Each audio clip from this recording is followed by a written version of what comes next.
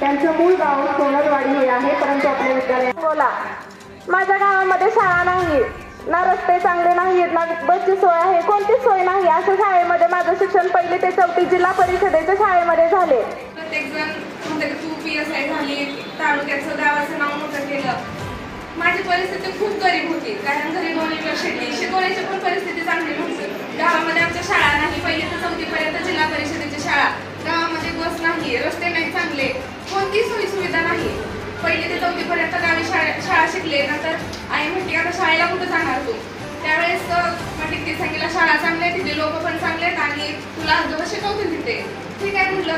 त्यावेळेस खरं तर येऊ वाटत नव्हतं, कारण खूप लहान होते, घर सोडू वाटत नव्हतं. पण शिकण्याची जिद्द होती, कुठं तर वाटायचं की आपल्याला शिकायचंय, पुढं जायचंय. म्हणून 5वीला इथं आले. 5वी ते 8वी पर्यंत चांगलं शिक्षण घेतलं. खरं सांगायचं म्हणजे मी 8वी नंतर दुसऱ्या शाळेत गेले, पण मला या शाळेत जे तेच नाही आतापर्यंत भेटलेलं. माझा पाया या शाळेमध्ये मजबूत झाला आणि या गावाने पण खूप प्रेम दिलं. त्यावेळेस आमच्या गावामध्ये कोणती सुविधा नाही, या गावामध्ये खूप साऱ्या सुविधा आहेत, शाळा चांगली आहे. पण आमच्या 13-14 वर्षाची मुलगी झाली, ती लग्न करून देतात गावाकडे. म्हणून मला पण आता लग्न करावं लागेल, मग घरी तरी मी किती दिवस राहणार. म्हणून पप्पांना म्हटलं की पप्पा मला घरी 1-2 वर्ष तर राहायला भेटेल, मग मी घरी येते. तिथं 9वी-10वी शेजारच्या गावामध्ये शिकले. नंतर शाळेला जायचं कुठं, मी हुशार होते त्यामुळे पप्पांना वाटायचं की मुलगी काहीतरी करेल, आपल्याला लग्न नाही करायचं लवकर. गावातले खूप लोक म्हणायचे का 10वी झाली बाद झालं, कारण गावामध्ये 7वीच्या पुढे तर कोण शाळा शिकत नाही, तर मुलीला आता का शिकवता? पप्पा म्हटले की नाही माझी मुलगी खूप हुशार आहे, तिला चूल आणि मुलगीपर्यंत न ठेवता तिला मला पुढे घालवायचंय. म्हणून सांगोला इंग्लिश स्कूल ते 11-12वीला पप्पांनी पाठवलं. त्याच्यानंतर गावामध्ये बस नव्हती, खूप सारा संघर्ष करायला लागायचा मला शाळेला जायपर्यंत. आणि गावातल्या लोकांचं टोमणं आणि नावं ठेवणं तर सुरूच असायचं. त्यावेळेस रोज रात्री झोपताना रडायचे की अरे माझ्याच वाटायला एवढं संघर्ष का? आणि गावातील पहिली मुलगी असल्यामुळं सगळं म्हणजे वाट मला निर्माण करावी लागली. तिथं शिकले त्यावेळेस 11-12वीला असं वाटतं आपल्याला डॉक्टर इंजिनियर नाही व्हायचं, तर असं काहीतरी मोठं करून दाखवायचं की जेणेकरून हे सगळे लोक नावं ठेवते त्यांना कळेल की ही मुलगी खरंच काहीतरी होती किंवा काहीतरी झाली आहे. तेव्हा मला कळलं की आपल्याला MPSC परीक्षा असते आणि त्याच्यातून क्लास 1 क्लास 2 होता येतं. पप्पांना म्हटलं आता मला MPSC करायचे, पण पप्पा म्हटले पुढे शिकवण्यासाठी आपल्याकडे पैसे नाहीत, आता तू पुण्याला वगैरे जावं लागेल, तुला एवढं खर्च कुठून करणार? पण एक जिद्द मनामध्ये होती. माझा भाऊ माझ्यापेक्षा छोटा आहे 4 वर्षांनी.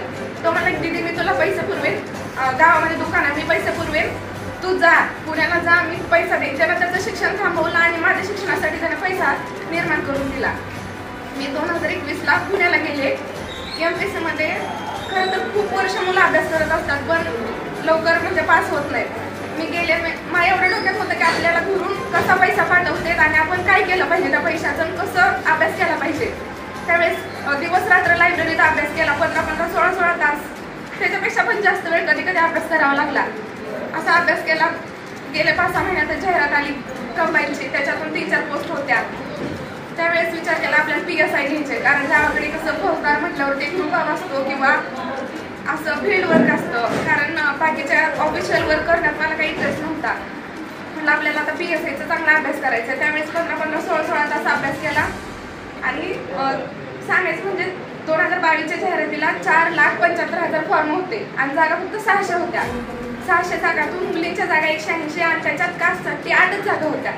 आता 4.5 लाख फॉर्म आहेत, त्याच्यातून 8च जागा आहेत, पण त्यातली एक जागा आपली फिक्स आहे आणि आपल्याला व्हायचं आहे. सगळे म्हणायचे अरे तू तर सगळ्यात छोटे, पुण्यामध्ये आमची 700-800 मुलांची लायब्ररी होती, सगळ्यामध्ये छोटे मी होते. सगळे मला म्हणायचे अरे तू लई छोटी आहे, तुला अजून 4-5 वर्ष तरी लागतील, म्हणजे तुला पास लवकर नाही व्हायचं, लवकर होणार नाही तू. मी म्हटलं की नाही मी होणार आहे आणि मी पहिल्याच प्रयत्नात होणार आहे. पण आपण तर कधी खेळायला नाही वगैरे कसं होणार. पण त्यावेळेस 2 टाइम प्रॅक्टिस केली, कारण प्रॅक्टिस करताना पायाला लागलेलं अक्षरशः रक्त यायचं माझ्या अंगठातून.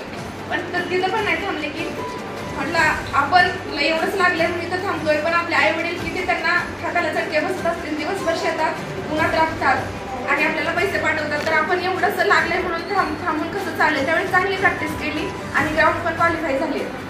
नंतर मुलाखत झाली आणि 1 तारखेला रिझल्ट आला की तू PSI झालाय. खरं त्यावेळेस मला एवढा आनंद झाला.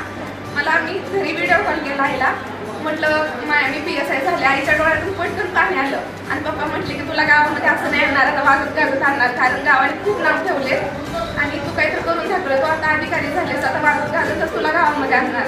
त्यावेळेस मस्त गावामध्ये मिरवणूक वगैरे काढली, सगळं सगळं झालं. खरं तर म्हणजे परिस्थिती कशी पण असो, जर आपलं ध्येय असेल मोठं किंवा जिद्द चिकाटी असेल तर आपल्याला कुठं पण जाता येतं, कुठला पण. आणि एवढ्यावरच नाही तर आता माझे महसूल सहाय्यकपदी पण निवड होईल, त्याची पण पूर्व मुख्य परीक्षा झालेली आहे, पण त्याच्यावरती केस पडल्यामुळे त्याचा निकाल बाकी आहे. त्याच्यामध्ये पण आता म्हणजे पहिल्याच प्रयत्नात 2 पोस्ट मी मिळवल्या. आणि इथंच न थांबता अजून मला क्लास 1 डेप्युटी कलेक्टर DYSP कसं होता येईल आता मी इथून गेल्यानंतर 2-3 दिवसानंतर पुण्याला जाऊन पुन्हा त्याच्यासाठी अभ्यास चालू करेन. तर सगळ्यांचे धन्यवाद.